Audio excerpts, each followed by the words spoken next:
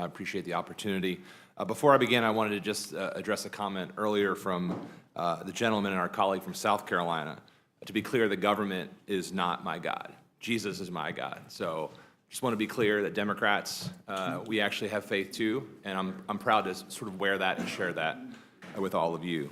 I also deeply believe in the value of work, and so you and hopefully your colleagues will love my amendment today, because it's an indisputable fact. The more people that have access to health care, the better it is for everyone. It's better for families, it's better for communities, it's better for businesses. There are a lot of reasons to vote against the reconciliation bill before you.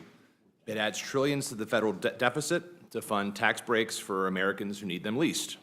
It does nothing for working-class Americans to lower costs in any real way.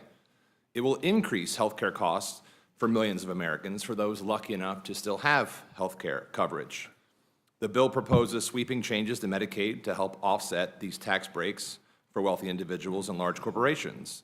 One such change is new work requirements that would result in millions of Americans losing their health coverage entirely. Hundreds of millions of Americans are set to hundreds of Americans will literally lose their lives, according to the Center for American Progress. These changes won't even achieve the savings that we believe our Republican colleagues think they will. That's because nearly everyone with Medicaid coverage who's able to work already is.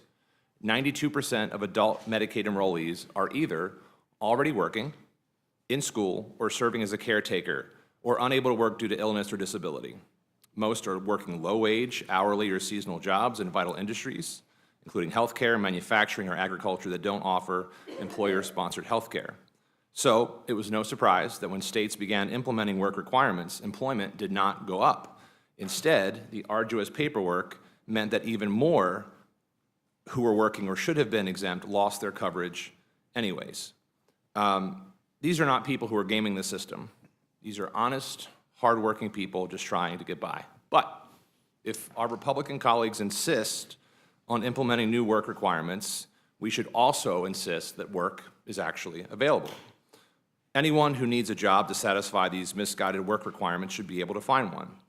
So I want to connect Americans to work. I know that you all do too. For that reason, I'm introducing Amendment 151. My amendment requires the Secretary of Labor to establish a national employment placement program that provides a broad range of public and private employment opportunities.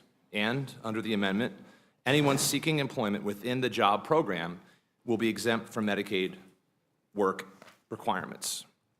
Americans who are seeking work in good faith will keep their health care coverage.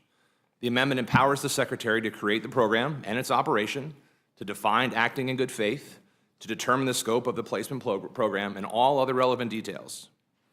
The amendment is reasonable. It simply says, before you take health care away from able-bodied constituents, let's make sure they actually have access to a job.